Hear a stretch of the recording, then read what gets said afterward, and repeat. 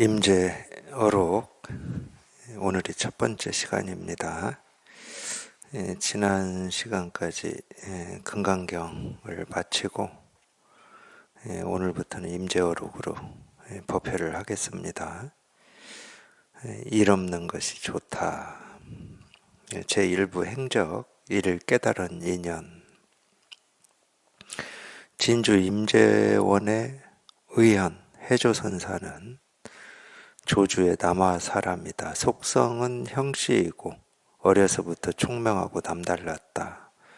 머리 깎고 구족계를 받을 즈음에는 선종의 뜻을 두었다. 황벽의 회중에서 3년을 있었는데 행업이 순일하다가 순일하였다. 수자가 감탄하며 말했다. 비록 후배이긴 하지만 보통 사람들과 다르구나. 수자가 임재에게 물었다. 상자는 여기 얼마나 있었는가? 임재가 말했다. 3년 있었습니다. 수자가 물었다.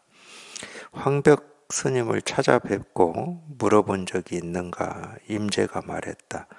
찾아뵙고 물어본 적은 없습니다. 무엇을 물어야 할지를 모르겠습니다.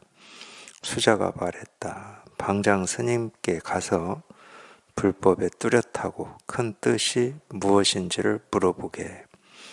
임재는 곧장 가서 그대로 물었는데 묻는 말이 끝나기도 전에 황벽이 바로 몽둥이로 때렸다. 임재가 내려오자 수자가 물었다. 물어보니 어떻던가? 임재가 말했다.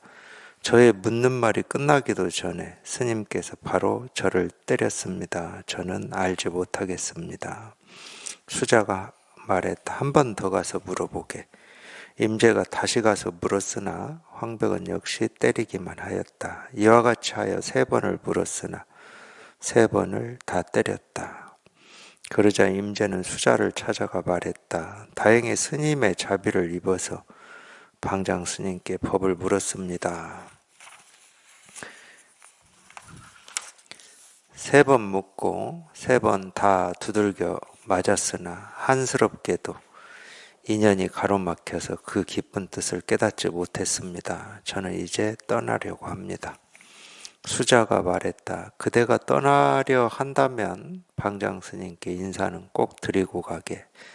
임재는 절하고 물러갔다. 수자가 먼저 황벽에게 가서 말했다.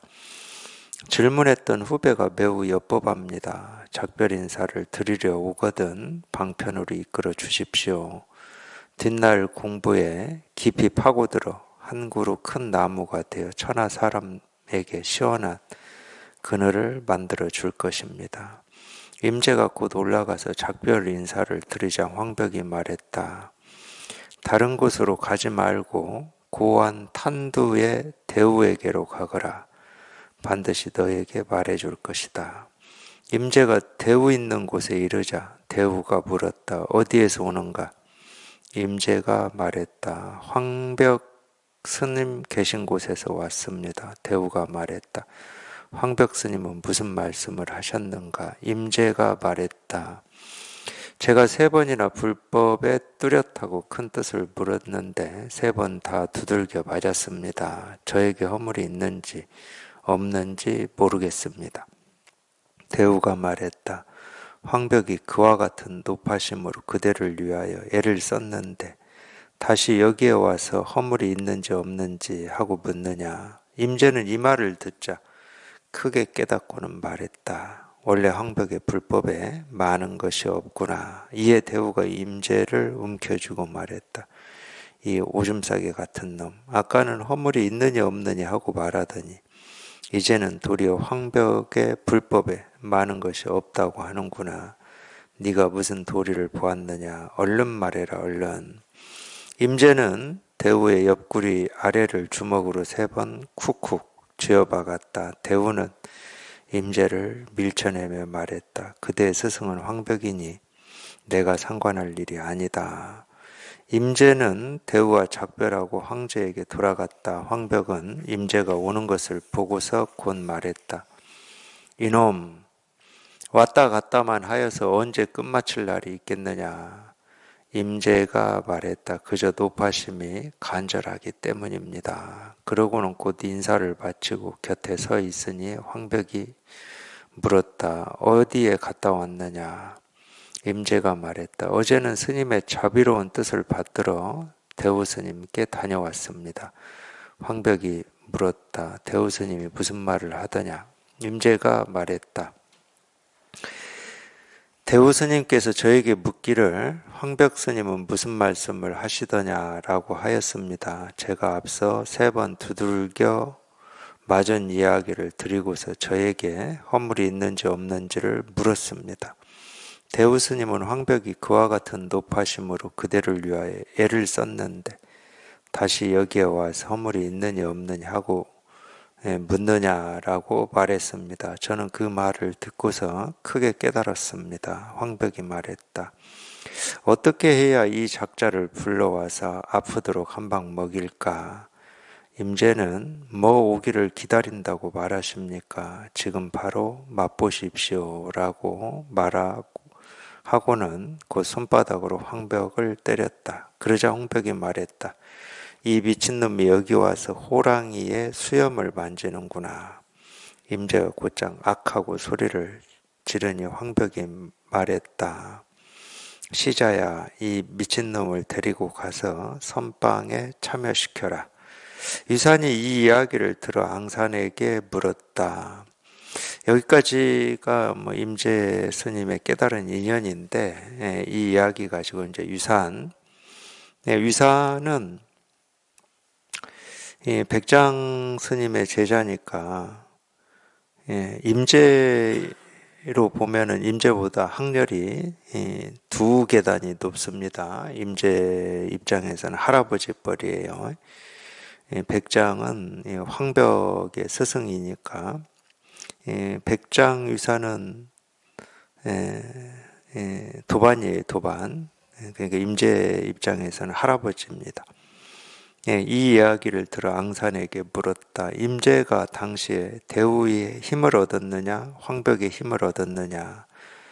앙산이 말했다. 호랑이의 수염을 어루만졌을 뿐 아니라 호랑이의 머리에 올라탈 줄도 알았습니다.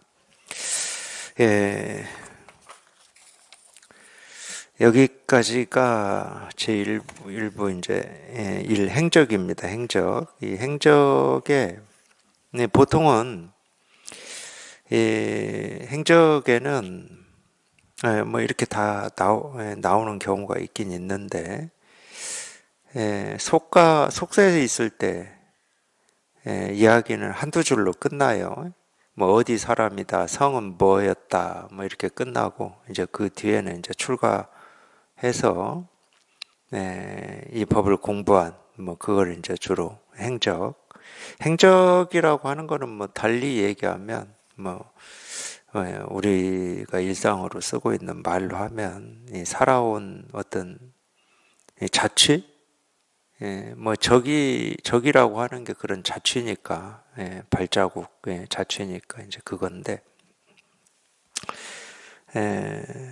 사실 우리가 세간에서 뭐 수십 년을 살았다 해도 뭐 그 시간은 다 이 분별하고 망상하고 특히 이제 자기 버릇만 나라고 하는 이 생각만 더 이 성처럼 굳게 쌓아온 시간들이니까 이 공부 입장에서 보면은 뭐 쓸 말이 별로 없어요. 실은 뭐 어떻게 살았다 한들 다 나라는 생각으로 내 성 쌓는 시간들이고 그런 모습이고 그러니까 이 성의 벽돌을 쌓고 있는 거니까 자기를 가두는 성을 쌓고 있는 건데 그 전에 어떤 살아온 삶을 뭐 아무리 얘기를 한다 하더라도 뭐 그건 의미가 없습니다.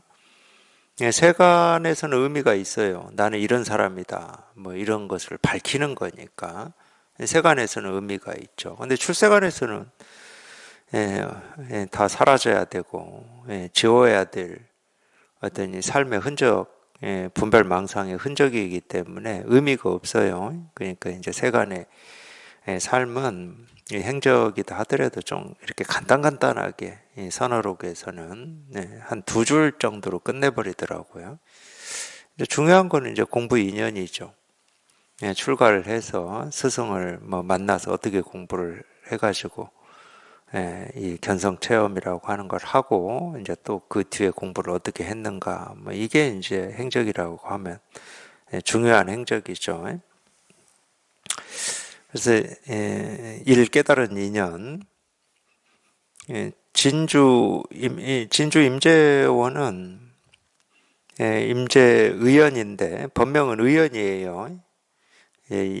임재는 이 임재원이라고 하는 이 절 이름이죠. 쉽게 얘기하면 절 이름. 절 이름이 뭐 꼭 사자로만 끝나는 건 아닌가 봐요. 임재원이라고 하는 지역은 진주 지방입니다. 조주 스님 가르침 중에 뭐 누군가 법을 물으니까 진주에는 무가 많이 난다 할 때 이 진주 지명이 한번 나오거든요. 중국 지명하고 우리나라 지명이 이렇게 같은 이름이 꽤 많더라고요. 예를 들어서 뭐 안양 이런 데도 같고 뭐 진주 같고 뭐 오대산 이런 거 다 같아요. 보면은 똑같더라고요. 이름이. 어쨌든 진주 임재원 이 임재원에 부임을 해서 이제 임재 스님이 법을 펼치셨는데 황병문화에서 공부를 이제 하다가 이제 때가 돼가지고 진주 지방에 와서 법을 펼쳤어요. 이제 임재 스님은 뭐 그런 영향이 있겠죠. 우리나라 이 조계종이 뭐 제가 뭐 여러 차례 밝혔지만 이 종단 이름이 조계종이잖아요. 조계라는 이름을 쓰고 있잖아요. 당연히 이 조계라고 하는 거는 육조해능 스님이 법을 펼치셨던 지역입니다. 이 조계라고 하는 이 산의 절 아니 계곡 이름이 조계였는데 그래서 조계종이고 송광사 뒷산 전남 송광사에 가보면 뒷산 이름도 조계산이에요. 조계산. 처음부터 조계산은 아니었어요.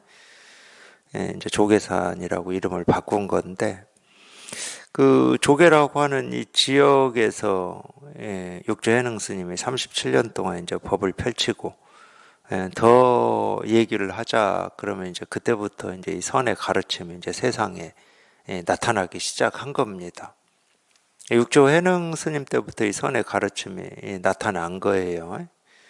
물론 이제 중국어로 치면은 육조해능 스님이 법을 펼친 이 조계라는 이 지역은 중국의 저 남쪽 지역이어가지고 중원이 아니었습니다. 중원, 중국의 중심인 중원이 아니었어요. 그러니까 이제 육조 스님이 법을 펼칠 때만 해도 이 선종, 이 선의 가르침이라고 하는 게 이제 중국 전체 불교에서는 극히 소수였죠. 그냥 한 점이었죠. 중원도 아니고 그 남쪽 오랑캐라고 여기는 이 중원 사람들이 남쪽 오랑캐라고 하거든요. 그 지역에서 이제 법을 펼치고 계셨으니까 거기서 이제 이 씨가 뿌려지기 시작을 해가지고 이제 육조 스님의 이제 이 제자 중에 청원 행사, 남학회양 또 이제 제자 중에 조금 이름이 있는 분이 이 해충국사라고 하는 분이에요. 해충국사 이제 이런 분들로 이 씨가 이어져 가지고 이제 조금씩 넓혀지기 시작을 했어요.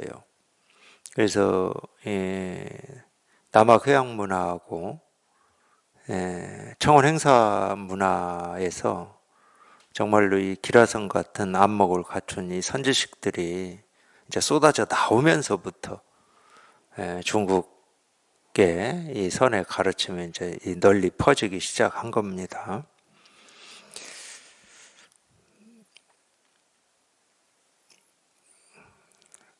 이제 널리 퍼지다 보니까 뭐 제가 어쩌다가 선의 역사를 지금 얘기하고 있는데 한 강물인데 육조해능에서부터 발원한 이 하나의 강물인데 이 물이 흐르기는 처음에는 그 청원 행사 문화의 이 석두 희천, 남학 휴양 문화의 이 마조, 이 두 줄기로 흘렀어요. 두 줄기로 한 물이. 이 두 줄기로 흐르다가 이 두 줄기의 물이 또 이 다섯 줄기로 만들어집니다. 그게 이제 예, 우리가 이제 뭐 이 임재종이라고도 하고 유양종이라고도 하고 법안종이라고도 하고 조동종이라고도 하고 하는 그 다섯 줄기로 흘러요. 이 다섯 줄기로 흐를 때만 해도 이 선의 어떤 뭐 이 가르침, 이게 거의 뭐 황금 시대였죠. 황금 시대. 이 선종의 황금 시대. 근데 이게 이제 당나라 말, 송초로 가면서 임재종 말고는 나머지 이 네 종이 전부 이 변절이 돼 버렸어요. 변질이 돼 버렸어요. 참 희한하게도 그렇게 됐습니다. 근데 이 변절된 가장 큰 이유는 우리가 이 문자선이라고도 하고 의리라고 하는 것은 뜻 의자입니다. 이자고. 그러니까 이 가르침을 뜻으로, 그 뜻이라는 말은 다른 거 없어요. 그게 자기 생각으로 헤아린다는 말이에요. 자기 생각으로 헤아린다는 말입니다. 그런 식으로 다 변절이 되어버렸어요. 그러다 보니까 이제 나머지 이 선종의 이 임재종 빼고 이 네 종파는 거의 수행으로 가버렸죠. 조동종은 묵조선으로 가버렸고, 거의 다 수행으로 가버렸습니다. 그래서 이제 딱 한 줄기 이 송대까지 남아있던 게 이제 임재종인데, 그래서 이제 임재종이라고 하는 이게 우리가 많이 들어본 거예요. 우리나라 이 조계종단이 만들어진 게 1946년인가 해방되고 난 이후에 만들어진 거거든요. 만들어졌을 때 이 조계종단을 이렇게 주도했던 분들이 임재맥을 잇겠다, 뭐 이런 취지였습니다. 임재맥을 잇는다는 말은 육조 해능 스님의 이 법통을 잇는다는 말이거든. 그걸 이제 그분들은 조사선이라고 그랬어요. 그분들 입장에서는 조사선이라고 한 겁니다. 그래서 이름을 조계종으로 짓고, 조계종의 어떤 종지는 당연히 직진심 견성성불이라고 써놨죠. 거기에다가 직진심 견성성불을 종지로 한다. 근데 희한하게 이제 이 임재종도 제가 송이라고 그랬잖아요. 송 다음에 명이 있고 원이 있고 청이 있잖아요. 우리로 치면은 고려시대 있고 조선시대에 있었고, 조선 이후에 뭐 이제 대한제국 넘어서 대한민국까지 오는데, 이 송초까지는 그래도 이 임재종의 이런 이 가르침이 좀 살아 있었어요. 마지막까지 이 임재종의 가르침을 보존하고 가르침을 펼치려고 고군분투한 분이 이제 대종고라고 하는 선사인데, 그 뒤에는 임재종도 맥이 끊어져 버렸습니다. 임재동도 맥이 끊어져 가지고 뭐 원청 뭐 이때 가면은 뭐 이 선의 가르침이 없어요. 대종고 이후에는 선의 가르침이라고 할 만한 게 뭐 하여튼 지금까지 제가 본 걸로는 없습니다. 근데 이제 원나라 때 어떤 일이 있었냐면, 참 희한한 일인데, 이 원나라 때가 우리나라 고려 때거든요. 근데 이 고려 말 때 어쨌든 뭐 그래도 뭐 의리선으로 됐든 문자선으로 됐든 뭐 이 선종이라고 하는 이 흐름은 있었겠죠. 있었을 것 같아요. 선종이라. 물론 이제 이 교리를 공부하는 뭐 이런 흐름도 당연히 불교에서는 크게 있으니까 있었겠죠. 이 고려 말에 희한하게 이 원나라의 스님인 이 몽산덕이라고 하는 이 스님을 고려 왕실에서 높이 쳤어요. 그 희한하게. 예, 몽산덕이라고 하는 이 스님은 뭐 중국에서는 원나라에서는 얼마나 유명한 스님인지 그런 건 모르겠어요. 그 나라에서 뭐 유명했던 안 했던 뭐 고려 왕족 왕실에서 높이 친 거하고는 뭐 아무런 상관이 없으니까. 근데 이분은 실제로는 사실은 이제 이 선의 가르침이 우리나라에도 그걸 주장하신 분이 있는데 이름은 얘기하지 않을게요. 연불선이라는 말을 하신 분들이 있어요. 우리나라도. 연불이 선이 될 수 있는 겁니까? 연불은 계속 뭐 아미타불을 계속 연불을 하는 거잖아. 그게 왜 선이지? 선은 말 그대로 특징을 얘기하자 그러면 직진심 견성 성불이라니까요. 그냥 곧장 가르쳐서 곧장 깨닫는 거예요. 연불을 계속 하다 보면 모든 생각이 그냥 연불하는 이 하나로 이제 다 없어져 버리고. 아까도 뭐 질문 내용이 그건데 어떤 자기의 괴로운 생각이나 이런 걸 없앨 수 있는 방법이 뭐냐. 연불도 좋은 방법이에요. 연불 계속 하고 있으면 그 생각 다 없어집니다. 사경 좋은 방법이에요. 하나에 집중을 하면 다른 생각, 잡다한 생각들은 고요히 가라앉거든. 그래서 이 선을 공부하는 사람들도 뭐 이 연불을 선이라고 했는지 안 했는지 뭐 그건 제가 모르겠어요. 모르겠지만 이 연불이라고 하는 것은 이전부터 수행 방법으로 꾸준히 있어 왔어요. 주로 이제 그런 종을 정토종이라고 그랬는데, 정토종이라고 그랬어요. 그러니까 이 연불은 뭐 간단한 거니까, 뭐 이 경전을 읽고 이게 무슨 말인지 알 필요도 없고, 그냥 아미타불만 하면은 이 극락왕생 할 수 있다. 뭐 이 말이잖아. 이게 정토종이거든요. 얼마나 쉽습니까? 누구나 할 수 있어요. 못 배운 사람도 할 수 있고. 이 점이 최대 장점이에요. 연불이라든지 이런 거는.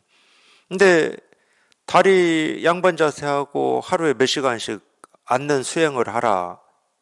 그거 뭐 생업 있는 사람이 할 수 있겠습니까? 겨우 새벽에 일어나서 출근하기 전까지 한두 시간 하고 퇴근하고 또 집에 와서 뭐 한두 시간 하고 사실은 그건 수행도 아니거든. 그 정도 해가지고는 몰라 이제 자기 마음의 위안은 될 수 있어요. 내가 뭔가 이렇게 수행을 하고 있다라는 위안은 될 수 있지만 그 정도 해가지고는 우리가 수행을 통해서 경험할 수 있는 이 선정이라고 하는 건 뭐 들어가 보지도 못합니다.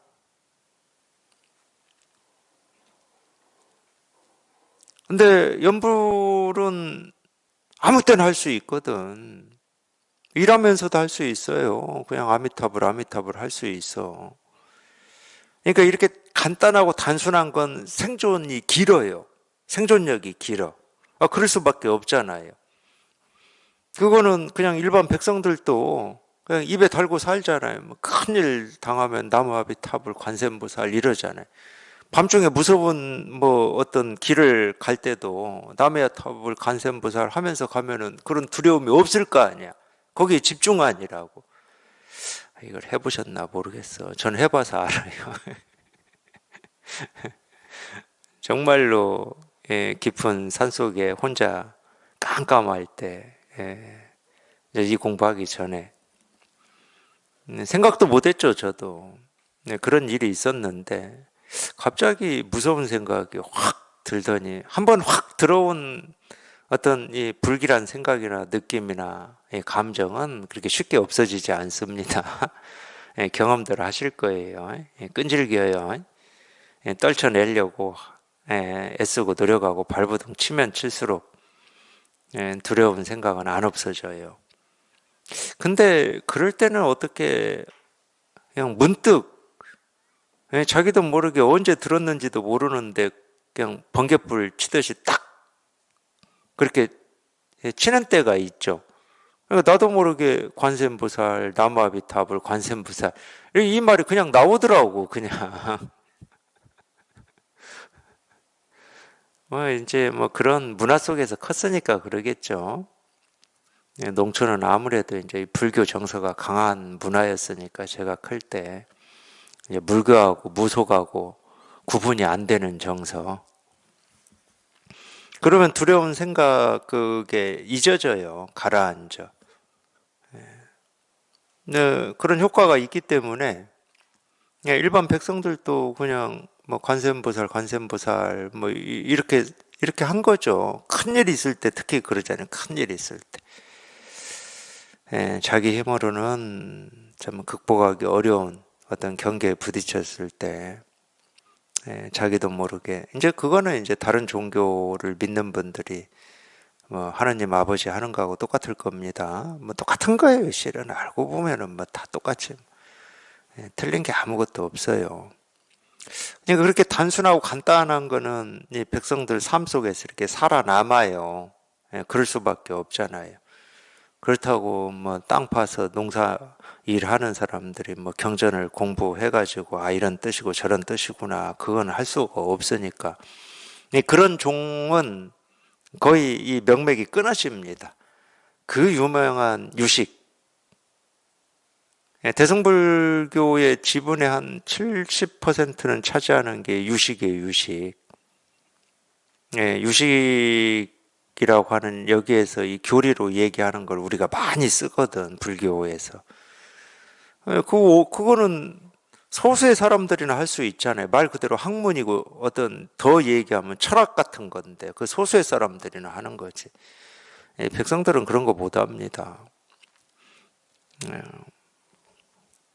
어쨌든 몽산 덕이 스님은 이 연불선 하던 스님이었던 것 같아요. 근데 이 고려 말에 이 왕실에서 굉장히 이렇게 존중받는 스님이 됐는데 이게 조선으로 그대로 이어져 버립니다. 희한하게도. 그러면서 이제 우리나라 특히 제가 이렇게 얘기하면 그분들이 뭐 쫓아올지도 모르겠지만 이 조계종이라고 하는 분들이 이제 주로 깨닫고자 수행했던 게 간화선이라고 하는 거거든요. 간화선. 우리가 알고 있는 화두. 그렇기 때문에 우리가 임재 이야기를 많이 들은 거예요. 그걸 이제 임재 스님을 꼭 갖다 대거든요. 임재종이라고 임재 스님을 갖다 대요. 근데 이 조계종에서 한 간화선은 다 몽산 덕이가 주창한 간화선이에요. 참 희한한 거죠. 뭐 어쩔 수가 없습니다. 뭐 변질이 되면은 어쩔 수가 없어요. 그래서 실제로는 뭐 임재의 가르침이든 우리가 이 선의 가르침이라고 하는 이 조사선의 이 가르침이라고 하는 게 역사 속에서 조금 이렇게 사라졌었어요. 사라졌다가 이제 다시 이렇게 실현이 된 건데 임재 스님은 이제 그런 면에서 봐도 임재의 가르침, 임재 어록이라고 하는 이 가르침은 굉장히 중요한 겁니다. 저희가 어쨌든 이제 임재의 가르침으로 이제 법회를 하게 됐는데 임재 스님의 깨달은 인연 한번 이제 잘 보세요. 임재 어록의 첫 부분, 임재 어록을 시작하는 이 첫 부분의 내용이 임재의 깨달은 인연이에요. 이걸 왜 첫 부분에 실었을까? 이 내용을 보시면서 뭐 그런 생각으로 하는 공부는 아니지만 그래도 이 공부라고 하는 건 어떻게 해야 되는가? 우리가 뭐 마음 공부라고 하는 건 어떻게 해야 되는가? 어떤 마음으로, 어떤 자세로, 어떤 태도로 해야 되는가가 여기에 딱 쓰여 있어요. 이 공부의 이 시작과 끝을 다 이 얘기를 해놓은 겁니다. 이 깨달은 인연 이 하나에. 그러니까 이게 첫 부분에 딱 나오는 거예요. 물론 뭐 임재 스님은 이렇게 해서 깨달았고 이렇게 공부를 하셨구나 하고 남 얘기하듯이 그냥 읽고 재미로 넘어갈 수도 있겠지만 그러라고 임재어록을 이렇게 기록해서 남겨놓은 게 아닙니다. 임재 스님 이야기이기 때문에 기록해서 남겨놓은 게 아니에요.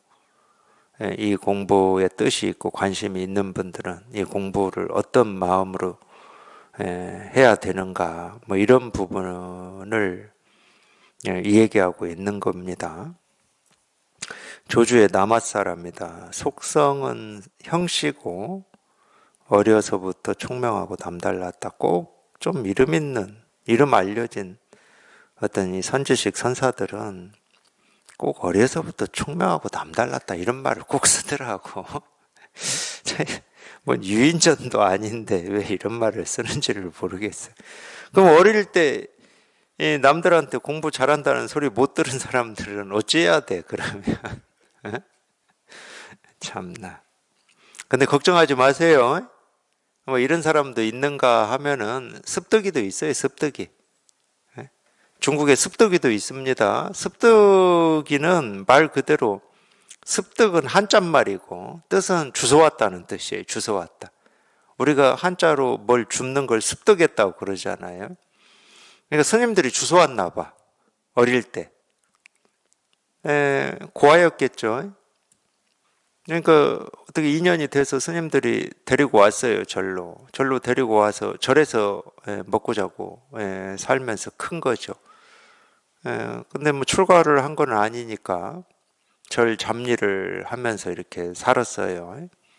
그러니까 뭐 배운 것도 없고 뭐 학교도 안 다녔으니까 물론 이제 그 당시에도 뭐 우리도 그랬지만 이 평민이 글자를 배우진 않았잖아요. 양반들이나 뭐 글자 배운 거고 평민은 배울 수가 없었잖아요. 그러니까 뭐 배운 것도 없고 글자도 모르고 그냥 절에서 뭐 잡일을 하면서 이렇게 살았는데 어쨌든 이 습득이도 깨달아 가지고 나중에는 스님들한테 법문도 하고 그래요. 이 습득이가 습득이 하면은 또 습득이 친구 한산도 나와야 되는데 한산과 습득이가 나와야 되는데 사실은 이 습득이라는 존재가 이 한산 때문에 알려졌나 저는 그런 생각을 해봅니다. 왜냐하면 이 한산이도 참 미스터리한 인물인데 습득이하고 늘 절에서 같이 이렇게 지내고 바보 천치처럼 웃고 떠들고 이러다가 때만 되면 뭐 밥 된지 저녁 된지만 되면 어디로 사라져 버려요. 근데 한산이가 어디서 사는지를 아는 사람이 없어. 근데 이 한산이가 썼다는 이 선시가 남아 있거든. 선시가. 그래서 뭐 이렇게 지금까지 한산이하고 습득이 이야기가 전해 내려오는지는 모르겠습니다. 그러니까 꼭 어려서 이렇게 총명하고 남달라야만 공부할 수 있고 공부를 해서 우리가 옅법하게 될 수 뭐 꼭 총명하고 남달라야 그렇게 될 수 있는 것만은 아니다. 이 공부는 뭐 우리가 날 때부터 다 깨달아 있고 다 갖추고 있고 조금 더 보태고 더하고 할 게 없기 때문에 자기 분별망상하는 습관만 조복되고 항복되면은 그게 전부예요. 더 배우고 익힐 건 아무것도 없습니다. 우리가 공부를 한다라고 하는 것도 결국은 자기 생각을 믿고 의지하는 그 버릇을 좀 커플씩이든 또는 벽돌 한 장씩이든 덜어내는 공부를 하고 있는 거거든. 배우고 익히는 공부가 아니라. 그래서 덜어내다 보면은 우리가 사람이기 때문에 어쩔 수 없이 이렇게 얘기를 합니다. 이 법에는 이 법의 등불이라고 하는 것은 더 밝아진 적도 없고 더 어두워지는 적도 없어요. 늘 한결같고 똑같은 밝기입니다. 우리가 갖추고 있다라고 하는 이 지혜라고 하는 것은 너나 나나 할 것 없이 똑같은 밝기예요. 석가모니 부처님이 더 밝고 우리는 더 어둡냐 그런 적은 없습니다. 그러니까 우리는 얼마나 참 말 그대로 이렇게 평등한 존재입니까? 우리 모두는 이 지혜의 밝기, 이 마음의 등불의 밝기는 똑같아요. 한 번도 얘는 꺼진 적도 없고 더 밝아지거나 어두워진 적이 없어요. 다만 우리가 태어나서 늘 믿고 의지해서 살아왔던 그 이 생각의 이 버릇이, 이 생각이 이 지혜의 이 등불을 이렇게 가로막고 있을 뿐이거든. 가로막고 있다고 제가 표현한 거예요. 그렇다고 이 등불이 빛을 똑같은 빛으로 이렇게 안 비치고 있냐? 비치고 있습니다. 근데 가로막고 있어요. 그러니까 그 분별망상하던 습관만 사라지면 되는 거지. 이 지혜를 붙들고 뭘 할 거는 없습니다. 얘는 붙들고 뭘 할 게 아무것도 없어요. 지 스스로 빛을 비추고 있는데 우리가 뭐를 해요? 그러니까 아무 걱정할 게 없어요, 실은. 걱정을 한다 그러면은 굳이 해야 된다 그러면은 이 공부를 내가 내 생각이라고 하는 거를 믿고 의지하는 조금이라도 믿고 의지하는 그 이 버릇을 깨끗이 흔적과 자체를 다 지워낼 때까지 내가 할 수 있을지 없을지 굳이 걱정해야 된다 그러면 그 걱정 말고는 할 걱정이 아무것도 없습니다. 쉽게 말하면 관심 가지고 몸만 갖다 놓으면 되는 공부인데 관심 가지고 몸만 갖다 놓으면 되는 공부인데 뭘 걱정을 해요. 근데 꼭 이 불교에서는 마군이라고 하고 기독교에서는 사탄이라고 하는데 이 마군이의 이 목소리가 자기를 유혹을 해. 그냥 공부는 간단해. 단순하고. 관심이 있으면 몸만 갖다 놓으면 되는 거지. 다른 게 필요한 게 아무것도 없어요. 근데 계속 나도 모르는 이 마구니가 유혹을 해. 그게 이제 다 자기 생각이거든, 생각. 생각이 자꾸 유혹을 해요. 조금 뭐에 시달린다고 너 그렇게 하면 안 돼 하고 유혹을 하고. 조금 공부가 된 것 같으면 그래, 네 공부가 최고야 이렇게 유혹을 하고. 그거밖에 없어요. 장애가 된다 하는 거는. 그러니까 아무 걱정할 게 없어. 정말로 이렇게 뜻만 있다 그러면 어떤 유혹이 있어도 근데 그 유혹이라고 하는 게 다 버릇인데 어떤 유혹이 있어도 내가 이 공부를 죽을 때까지 하여튼 끝이 어딘지 한번 끝이 어딘지는 모르겠지만 죽을 때까지 끝까지 한번 해보겠다. 그런 마음이다 그러면 뭐 아무 걱정 없죠. 그냥 일도 걱정하지 마시고 또 하루 이틀 만에 1, 2년 만에 되는 공부가 아니니까 법은 변함이 없다니까. 법은 되고 안 되고가 없어요. 늘 이렇게 밝게 빛나고 있으니까. 그럼 이 법이 뭔지 고민할 거 없고 일단 얘는 늘 빛나고 있으니까. 그리고 이 평생 분별해왔던 이 버릇이 남아 있어서 이 법의 어떤 이 밝기 이게 충분히 밝게 지금 실감이 안 된다 하더라도 걱정할 게 없잖아. 몸만 갖다 놓으면 저절로 밝아질 건데 뭐 그걸 뭐 걱정한다고 되는 일도 아니고 오히려 걱정하면 더 돌아가기만 할 뿐이지 지름길로 못 가요.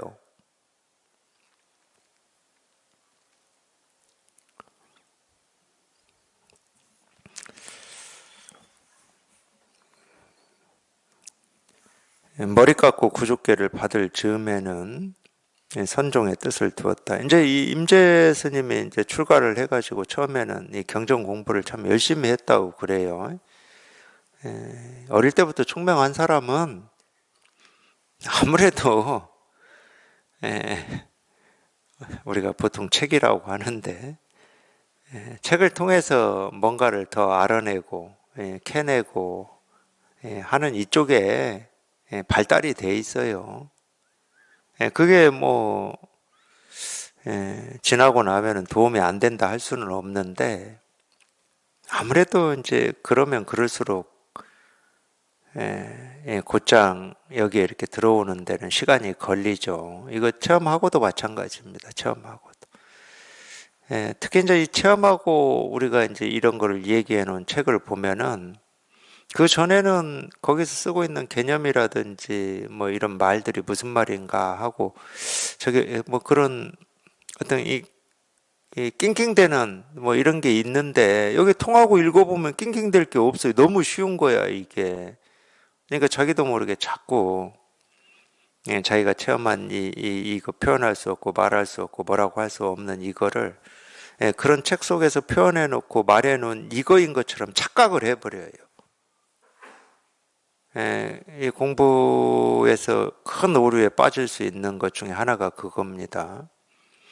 그러니까 이제 예를 들면은 우리가 이제 뭐 세계적으로도 좀 뭐 이름이 있는 이 영성을 얘기하는 사람들이다 하는 뭐 이런 사람들이 있잖아요. 그러니까 뭐 그분들도 제가 이렇게 그분들 말씀을 얘기해 놓은 책을 읽어보면 제가 많이 읽지는 않았지만 저희가 얘기하는 이 견성이라고 하는 이거를 체험한 분들이 있어요. 이걸 체험하지 않고서 이거를 그런 식으로 표현할 수 없는, 배워서 표현할 수 있는 말이 있고 자기가 직접 체험하지 않으면 표현할 수 없는 말이 있거든. 읽어보면 알아요. 지금 그게 어떤 말이냐, 저는 그건 몰라. 근데 읽어보면은 이거는 남들이 먼저 얘기해 놓은 거를 내가 기억하고 따라서 할 수도 있지만은 자기가 직접 체험하지 않고서는 할 수 없는 이런 표현들이 있거든.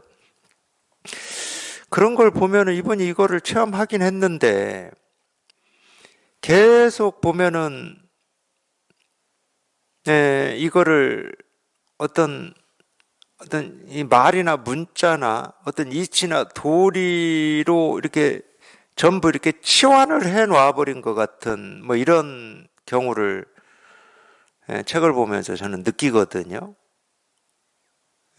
제 입장으로 봤을 때는 이제 생각이 뒤 덮어버린 거죠.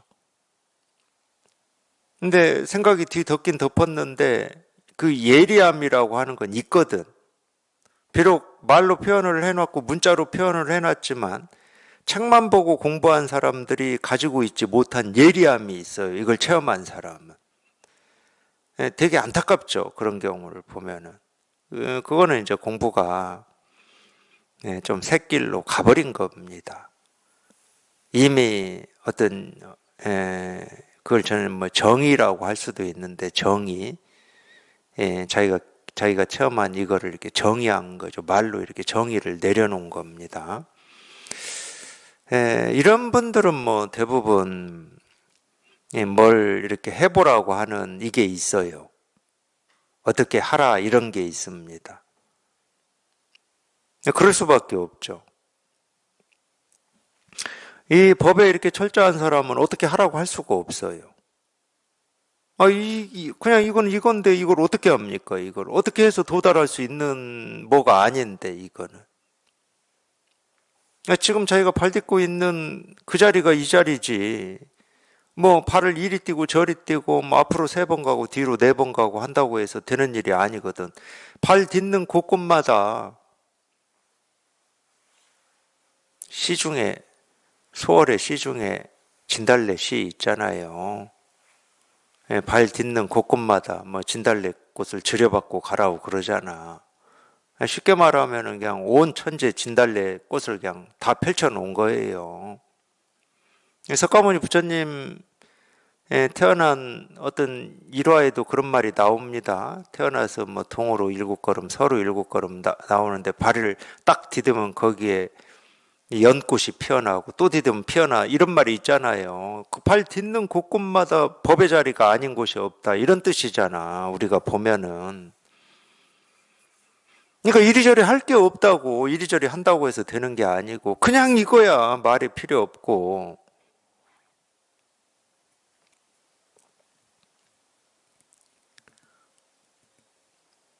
그러니까 어려서부터 총명한 사람이 장점도 있겠지만 이런 단점도 있는 거예요. 자기 방식대로 해보려고 하는 거야. 총명한 사람은 자기 방식대로 하는 거거든. 남의 방식을 따라하는 거를 총명하다고는 안 하잖아, 세간에서도. 그러니까 예를 들어서 남은 구구단을 외우는데 일주일 걸렸다. 근데 하루 만에, 몇 시간 만에 다 외웠다. 그러면 그걸 총명하다고 그러는 거예요. 그러니까 남의 방식하고 다른 거지. 그러니까 자기만의 방식, 뭐 일주일 걸린 사람도 그 사람의 방식이에요, 실은. 근데 이 총명한 사람하고 비교를 하면은 내 방식은 뭔가 잘못된 것 같으니까 자기 방식을 고집하는 면이 좀 적지. 총명한 쪽을 고집하고 싶어 하는데 안 될 뿐이지. 그게 괴롭지, 그 사람은. 근데 총명한 사람은 자기 방식을 고집하는 거죠. 그래서 어려서부터 총명한 사람은 자기도 모르게 자만심이라고 하는 것을 깔고 삽니다. 제가 그걸 잘 알아요. 네, 자기 자랑도 이렇게 좀 깔고 해야 돼요. 그냥 공개적으로 하면 안 돼요.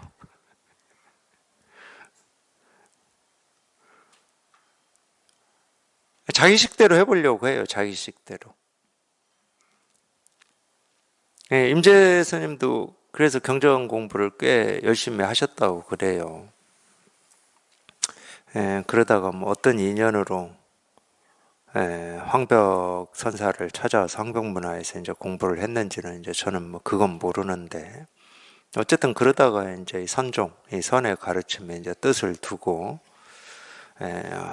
황벽 스님을 이렇게 찾아오게 된 겁니다. 그러니까 저희가 이 가르침을 만나는 거하고 똑같아요. 각각의 인연들이 있겠죠. 어떤 인연인지 뭐 각각의 인연들이 있었겠죠. 그래서 황벽을 찾아가서 황벽문화에서 3년을 공부를 했다고 그래요.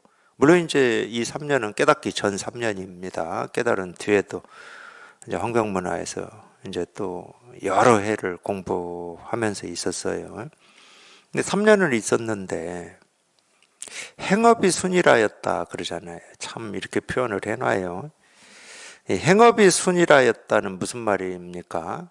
아직 임재는 못 깨달았어요. 근데 뭐 깨달은 적도 없는데 뭘 순이라다고 이 얘기를 하느냐? 그건 하나밖에 없어요. 당연히 뭐 출가를 해서 공부를 하든 제가 속에서 공부를 하든 우리는 또는 다른 말로 하면 이 세상은 내 삶은 이런저런 일이 끊어짐 없이 생기고 사라져요. 끊어짐 없이 생기고 사라지는 일 중에서 순경계, 별로 신경 안 쓰는 그런 일들도 있을 거고, 역경계, 그냥 그 일이 뭐 갈등이 되고 이걸 어떻게 해야 되나 전전긍긍해야 되고 왜 나한테 이런 일이 벌어졌지 하는 그런 일도 있잖아. 제가든 출가를 해가지고 사는 스님들이든 스님들이라고 절 속에서만 사니까 뭐 인생에 고민 없고 번뇌 없고 힘겨움 없겠습니까? 똑같아요. 그 부분은 제가나 출가한 사람이나 똑같다고.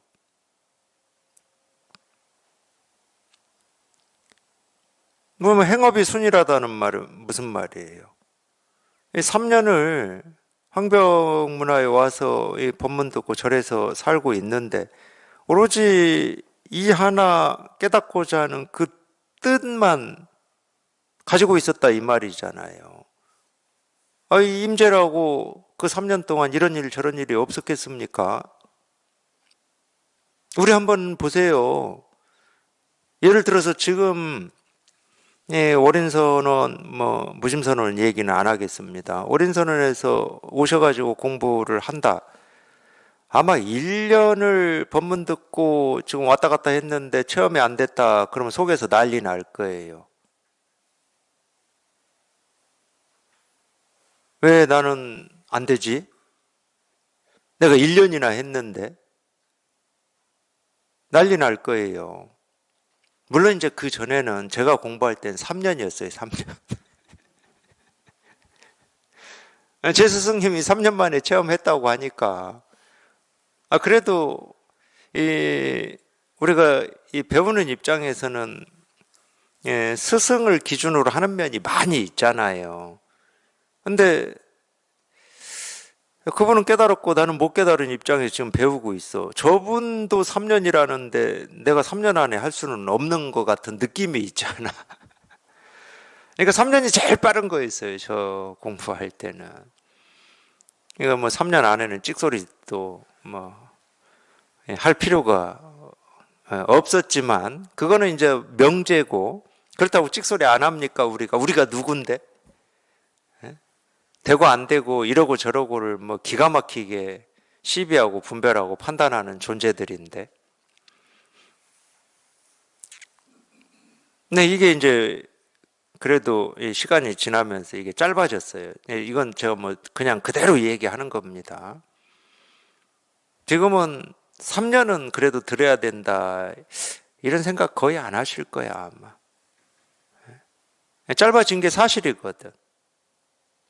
뭐 이유는 따지지 말고. 근데 순일했다는 말은 그 말이에요. 그냥 이 공부의 이 뜻을 1번으로 두고 있었다. 사실 3년을 그러기가 쉽겠습니까? 출가한 스님들도 쉽지 않아요. 사람 마음은 똑같다니까. 그러니까 수자가 감탄하며 말했다. 이 말은 무슨 얘기? 저놈은 공부할 놈이구나. 저놈은. 사람은 조건이 똑같다니까. 나한테만 무슨 큰일이 있는 것 같지만 조건은 똑같아요, 실은. 마음을 어디에 두고 있는가, 뜻을 어디에 두고 있는가, 뭐 이 차이만 있는 거지. 마음을 세간에 두고 있는 사람은 당연히 이런 일 저런 일이 많아요. 그 사람은 자기가 마음을 세간에 두고 있으니까. 세간은 이런 일 저런 일이 많은 곳을 세간이라고 그러거든. 그런 사람은 자기가 거기에 뜻을 두고 마음을 두어서 이런 일 저런 일이 많은데 나만 이런 일 저런 일을 많이 겪는다고 착각한다니까. 거꾸로 생각해. 저도 마찬가지예요. 제가 세간에 지금 관심을 두고 마음을 두어보세요. 이런 일 저런 일이 수도 없이 많을 겁니다. 우리나라 정치, 뭐 뉴스 보니까 미국이 뭐 베네수엘라 가서 대통령 부부를 잡아왔다던데. 그거에 대해서도 왜 거기에 관심을 주면 제가 할 말이 없겠습니까? 어떻게 다른 나라에 들어가가지고. 근데 어떻게가 하냐. 우리는 일본이 36년 동안 지배를 했었어. 막 침범해가지고. 일본 군인이 우리나라 그 뭐 경복궁 다 둘러싸고 그 안에도 뭐 진치고, 우리나라 왕을 허수아비로도 만들고, 뭐 신라 고려 때도 다 그랬어요. 왕자를 잡아서 가가지고 뭐 그걸 뭐라고 그러지? 그런 걸 뭐라고 해요? 그런 걸 볼모로. 왜 할 말이 없겠어요? 저 할 말 많이 있겠죠. 제가 관심을 두면은. 세상은 그런 일이 끊어진 적이 없습니다. 그게 세상인데. 그런 일이 끊어지기를 바란다. 그러면 해가 뜨지 말기를 바라는 거하고 똑같은 건데. 이거 자기가 관심을 두고 마음을 두니까 이런 저런 일이 많은 거지. 이런 저런 일이 많아서 내가 거기에 대응을 해야 되고. 말도 안 되는. 말이 되는 이야기를 해야 듣지.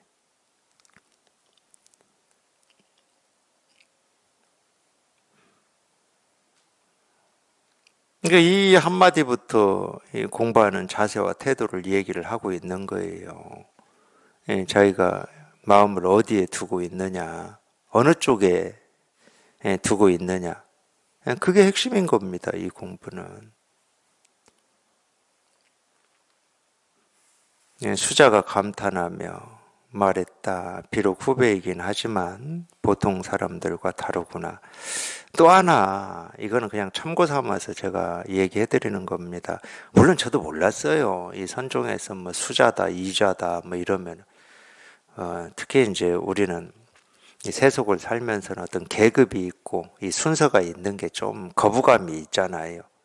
똑같은 사람인데 뭐 수자가 있고 뭐 이런 선배가 있고 고참이 있고, 특히 이제 군대 갔다 오신 분들 쫄병일 때는 고참이 싫고 자기가 고참일 때는 좋고 뭐 이런 게 있으니까.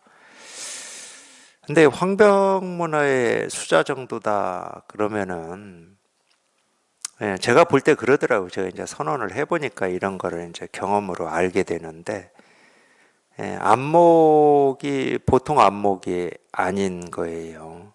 똑같더라고. 몰랐어요, 전혀. 뭐 선언이라는 걸 해봤어야 제가 알지. 이렇게 같이 일상생활을 나누면서 공부를 하는 도반들하고 살아봤어야 제가 알지. 이 공부하기 전에는 뭐 수행한다고 산속에서 혼자 끙끙거리고 있었으니까 당연히 몰랐고. 근데 이렇게 같이 공부를 이제 해보니까 이제 선원도 이제 뭐 10년 넘어서 이렇게 해보니까 이 한 문중에 우리가 이제 제대로 된 문중이다 그러면 그 문중에 이제 수자 정도 되면은 같이 공부하는 도반들이 공부로 질문도 하고 공부에 도움도 받고 거의 이 선지식은 아니지만 선지식의 이 버금가는 역할을 하더라고. 그게 수자예요. 그렇게 되어 가더라고요, 선원도. 제가 해보니까. 먼저 공부한 이 선배들이 있어요. 이분들도 참 지금 이 후배들이 겪고 있는 어떤 고민, 갈등을 다 경험하면서 이 공부로 녹인 이 시간, 이 경험을 가지고 있는 선배들이거든. 그러니까 자연스럽게 도반들 사이에서 그게 인정이 되고 마음으로 받아들여지더라고. 내세우는 게 아닙니다, 절대로. 이 사람이 내 후계자다, 이럴 필요가 없어요.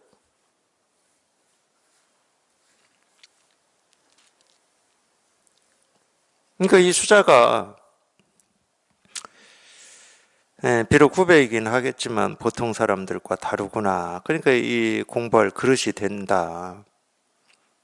이제 이러면서 이제 임재 스님한테 물었어요. 상자는 여기 얼마나 있었는가? 여기 온 지 얼마 되는? 저도 이 도반들한테 뭐 이런 질문 합니다. 이 법문 들은 지 얼마나 됐습니까? 이렇게 질문하는데 지금 그 말하고 똑같아요. 다른 나라 말이 아니라니까.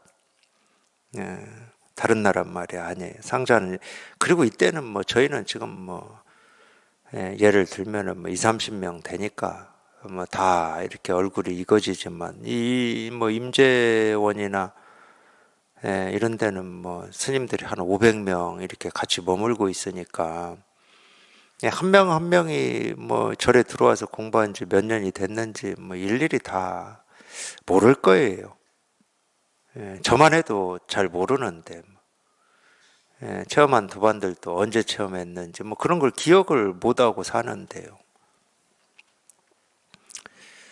임재가 말했다. 3년 있었습니다. 그 3년을 지금 꾸준히 그냥 여기에 통하고자 하는 그 뜻만 가지고 지금 법문을 들으면서 지내고 있다. 지금 이 말이에요. 수자가 물었다. 황벽 스님을 찾아뵙고 물어본 적은 있는가? 임재도 우리로 치면 거사님이야, 거사님. 3년을 공부하는데 쉽게 말해서 면담 한 번 안 한 거야.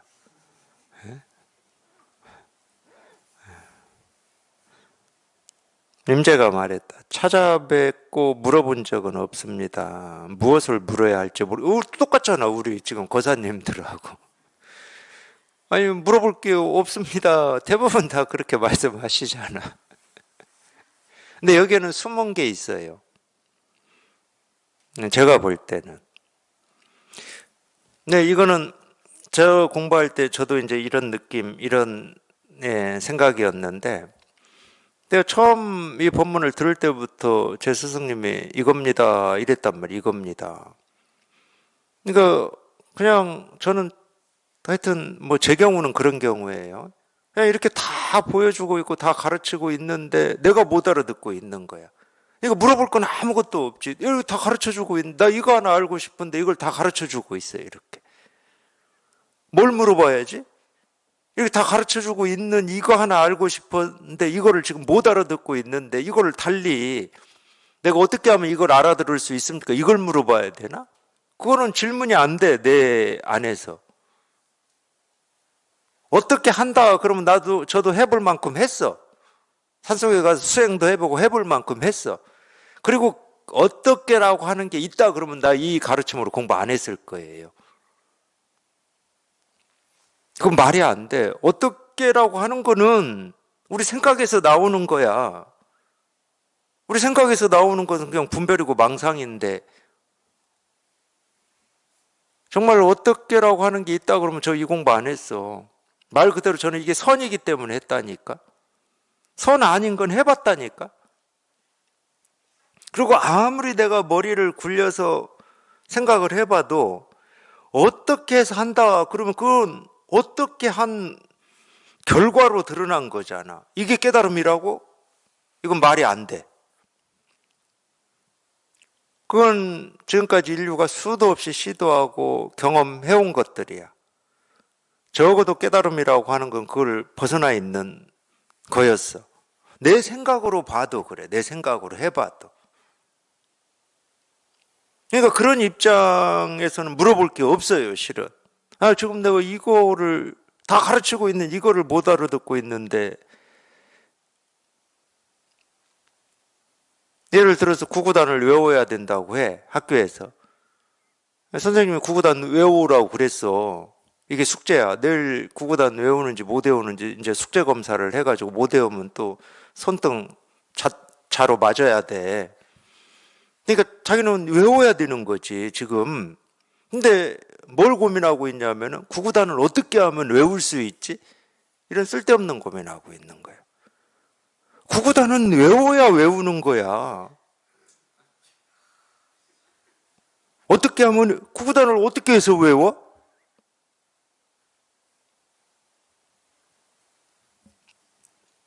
그러니까 물어볼 게 없더라고요. 그래서 제가 말씀드렸잖아요. 저는 사실 면담을 해본 적이 없다고.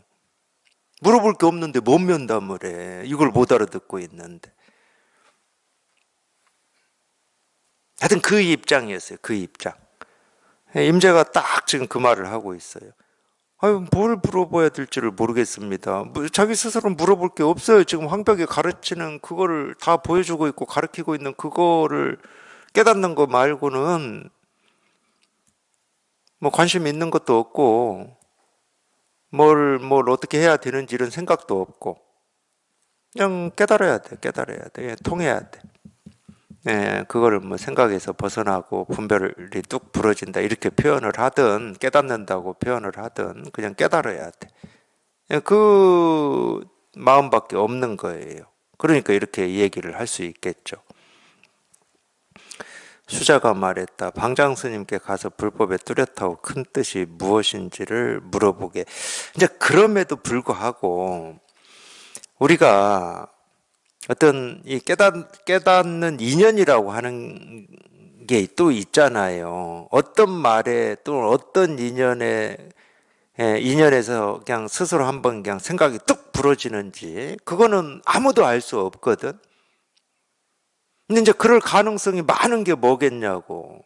법문을 듣거나 선지식하고 면담을 하거나 이럴 때 그 가능성이 많은 거거든. 그러니까 이 수자가 그러니까 우리하고 똑같잖아요. 그래도 좀 가서 면담도 좀 해보시고 이렇게 면담도 하고 이러는 게 공부에 도움이 되더라. 이 말이야 지금. 그래가지고 질문까지 만들어줬어 지가. 불법의 뚜렷하고 큰 뜻이 무엇인지 이거를. 근데 수자가 뭘 봤냐? 임재가 무르익은 거야. 임재가 지금 이 무르익었기 때문에 그런 인연을 만들어주고 싶은 거예요. 당연히 이 절에서는 법문을 하루 3번 하겠지. 예, 그거 말고 그런 인연을 이렇게 만들어주고 싶었던 것 같아요. 제가 볼 때는. 그래서 혹시나 황벽 스님을 가서 면담을 해서 거기에서 또 깨달을 인연이 생길 수도 있으니까 가능성이 많을 수 있으니까 실제는 이렇게 해서 사실 임재가 결국은 여기 이렇게 통하게 된 인연이 되긴 됐죠. 뭐 이 뒤에 나오지만은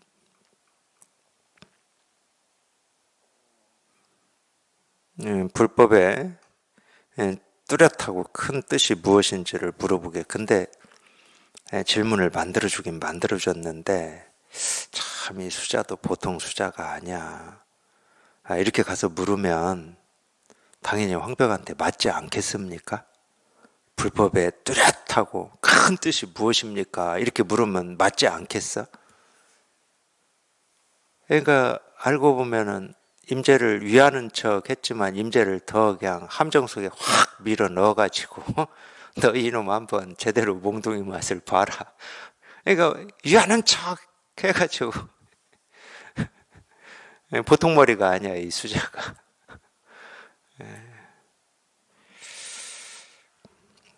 그래서 그대로 됐어요. 곧장 가서 그렇게 물었는데 묻는 말이 끝나기도 전에 그냥 황벽이 그냥 몽둥이로 때려버렸대요. 이 뒷이야기는 다음 시간에 하겠습니다.